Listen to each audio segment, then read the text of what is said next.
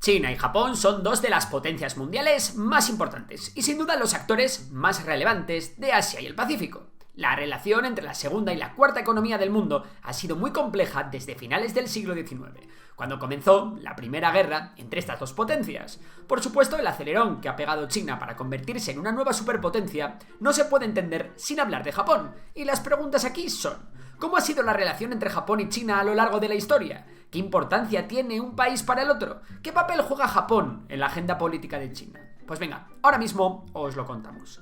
Japón y China tienen un pasado en común, e históricamente China ha influido enormemente en la cultura y las instituciones japonesas. La relación de ambos se basó en el aislacionismo que durante siglos presentaron los dos países, además de compartir sus raíces en el confucianismo. Ya sabes, esa filosofía y política que surge del pensamiento del filósofo chino Confucio.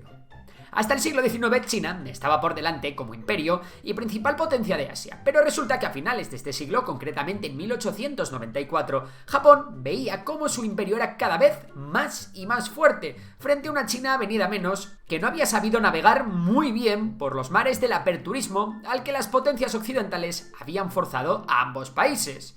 Tampoco China lo hizo muy bien con el tema de la industrialización. Por aquel entonces Corea, aún unificada, era un territorio vasallo de la China de la dinastía Qing. Japón vio posibilidades de empezar a superar a China si eliminaba su influencia en Corea y comenzó a preparar lo que sería la primera guerra sino-japonesa. Tras forzar tensiones en la península coreana, por ejemplo, auspiciando levantamientos campesinos o revoluciones contra la dinastía Joseon, Japón comenzó la contienda, hundiendo un importante buque de guerra chino. Como el que golpea primero golpea dos veces, además de que la superioridad marítima de Japón era evidente, la guerra fue un paseo para los nipones y un desastre absoluto para China. El fin de la guerra supuso varios aspectos claves que comienzan a cimentar un odio entre los chinos y los japoneses que perdura hasta la actualidad. Por un lado está el Tratado de Paz, que incluía altísimas reparaciones de guerra, y para poder hacer frente, China tuvo que abrir un nuevo banco con capital ruso y francés. Fue pagando las reparaciones mediante la emisión de bonos del Estado a través de este banco. En total se estima que las reparaciones eran el equivalente a 2 años y medio del PIB de Japón de la época. Por otro lado, Taiwán pasó a manos japonesas y Corea dejó de ser vasallo de China para tener un nuevo gobierno pro-japonés. Este momento de agotamiento, debilidad y pérdidas de territorio puede ser el punto más bajo de lo que los chinos reconocen como el siglo de la humillación, una etapa dentro de la historia del país que comprende desde el comienzo de las guerras del opio en 1839 hasta la instauración de la República Popular China en 1949. En este punto Japón ya era una potencia a tener en cuenta, y a la vez que copiaba la receta colonial de Occidente, continúa buscando cómo expandir su territorio y su economía. Por cierto, si pensáis que hoy es China quien lleva la batuta en la región, habiendo importado su propia receta del capitalismo occidental, resulta sorprendente ver que hace un siglo los papeles estaban completamente invertidos. En aquel entonces tal era el poder que ejercía Japón que tras la Primera Guerra Mundial los nipones lograron anexionar todos los territorios alemanes en suelo chino. Hablamos de la región de Shandong, que había sido colonia alemana hasta entonces. Las potencias occidentales estaban distraídas con los conflictos en suelo europeo y Japón supo aprovechar la ocasión, a la vez que aportaba al bando aliado. Y al finalizar la guerra con China, la presión de las potencias europeas obligó a Japón a devolver Manchuria, que es una amplia región al norte del país, justo en la frontera con Rusia y Corea del Norte en la actualidad. A pesar de esta imposición, con una guerra en su propio territorio, los europeos tuvieron poco que decirle a los del sol naciente. Un evento clave en las diferencias culturales y políticas que vemos hoy entre ambos países fueron las 21 exigencias que realizó el primer ministro de Japón, Okuma Shinjeno. Estas demandas al gobierno chino fueron una humillación que agravaba aún más la crisis que estos tenían tras la revolución de 1911. Las demandas iban desde la confirmación de diversas anexiones en la provincia de Shandong de las que os hemos hablado antes, pasando por el control de una vía ferroviaria importantísima en Manchuria, o la prohibición a China de hacer concesiones insulares a ningún otro país que no fuese Japón. Estas fuertes exigencias no fueron bien vistas por el eje aliado, en especial por Estados Unidos y Reino Unido, pero ante la amenaza de invasión y con sus problemas internos, el emperador Yuan Shikai aceptó una de las mayores humillaciones que aún recuerdan los chinos.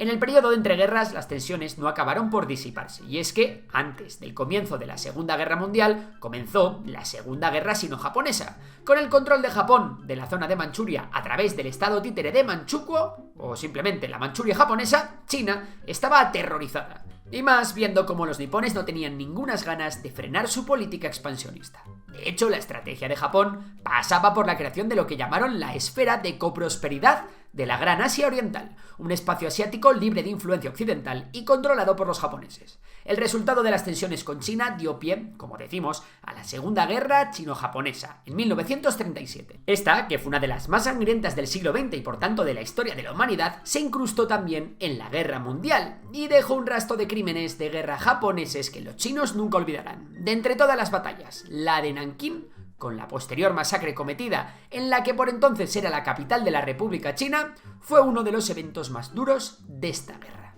Solo aquí, más de 100.000 prisioneros de guerra chinos perdieron la vida a manos de los japoneses, sin contar con las violaciones, torturas y humillaciones que se practicaban a diario.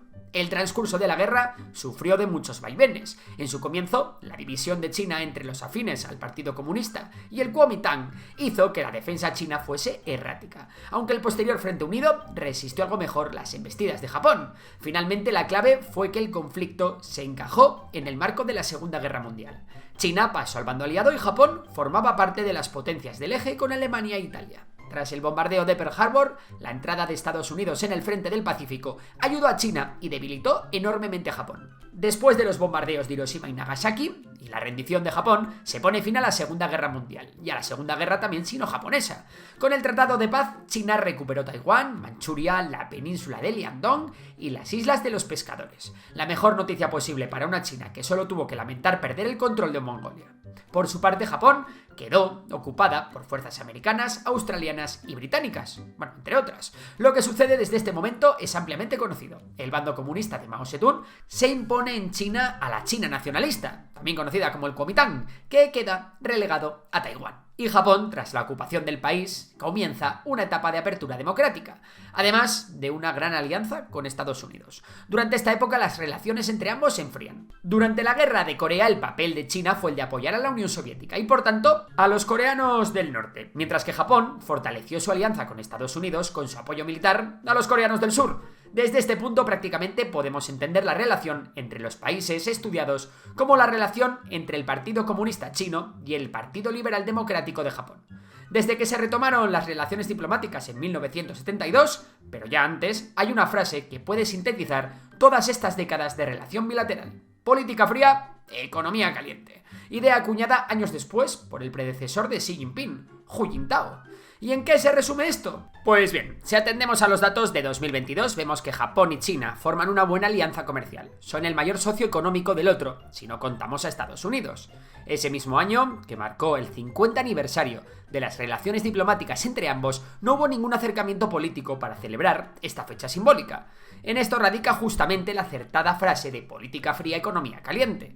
Ya durante la Guerra Fría, Japón ayudó parcialmente al desarrollo de China, pues los dos temían que el tercer actor de la región, en este caso la Unión Soviética, terminase por superar a ambos. El acercamiento de 1972 puede leerse de la misma manera. Este no se produjo antes, entre otras cosas, por la negativa de Japón a reconocer y aceptar la política de una sola China. La razón, que Taiwán es uno de los principales aliados de Japón, y precisamente hoy es una carta que juegan los nipones para contrarrestar el crecimiento de China. Como veis, que dos aliados forzosos se unan para impedir el crecimiento de un tercero más poderoso es algo que se repite constantemente. Lo hicieron China y Estados Unidos con Japón, Japón y China con la Unión Soviética, o Japón y Taiwán con China, aunque cada contexto implicó una alianza distinta, por supuesto. Hoy China insiste en que Japón se moviliza con Occidente para impedir su expansión económica. Aparte de su clara simpatía con Estados Unidos, con la fuerte alianza militar que ha conducido la relación entre los dos países por décadas, tenemos que añadir otras alianzas que Japón ha ido trazando con los años, como el Foro Estratégico Quad, con Australia, Estados Unidos y la India, o el Five Eyes Group. En cuanto a este último, que es un grupo de reunión de las principales agencias de inteligencia occidentales, si bien Japón no forma parte del mismo, su cercanía es máxima, habiendo llegado a ser anfitrión incluso de sus reuniones. Por su parte, como sabemos, China intenta fomentar un eje alternativo, el de los BRICS. Con la historia y la economía sobre la mesa, nos queda hablar de las demandas territoriales. Por cierto, a pesar de que Japón tuvo que reconocer la política de una sola China, esto no ha sido un impedimento al desarrollo de su alianza con Taiwán. Tanto Japón como Estados Unidos son la principal razón por la que China no se lanza sobre la isla. Sin embargo, hay unas pequeñas islas por las que la República Popular, Taiwán y Japón discuten. Las islas Senkaku o Diaoyu. En el Tratado de San Francisco, estas pequeñas islas cercanas a Taiwán quedaron bajo el protectorado yanqui hasta 1971, y desde entonces Japón opera de facto en ellas. El interés de los países es prácticamente el mismo, su posición estratégica para controlar las distintas rutas marítimas, además del potencial petrolífero de la zona. Este ha sido el punto más conflictivo en el siglo XXI para chinos y japoneses, al margen de las disputas culturales, y en 2012 llegó un momento de crisis importante. Por suerte, la situación se estabilizó rápidamente, pero existieron conflictos entre barcos chinos y japoneses. Y vamos llegando al final del vídeo. Ahora ya sabes cómo se han llevado China y Japón, al menos desde los últimos 150 años. Tras incontables conflictos, movimientos de fronteras y desavenencias políticas, podemos concluir que la relación bilateral es bastante tranquila, con alguna ligera excepción. Si bien la economía continúa fluyendo adecuadamente, podemos esperar algún cambio si los BRICS y China continúan con su expansión, o si Japón, como parece, abandona su senda pacifista. Pero eso ya lo hablaremos en otro vídeo. Y ahora es turno para ti. ¿Qué país te causa una mayor simpatía? Bueno, recuerda que si quieres puedes entrar en la cumbre, te dejo el link en la descripción, porque allí tendrás un montón de contenido en la que queremos que sea la mayor comunidad de geopolítica en habla hispana. Ah, y también tendrás acceso al curso de geopolítica que hemos hecho entre Fonseca y yo. Por lo demás, nada, un saludo y hasta la próxima.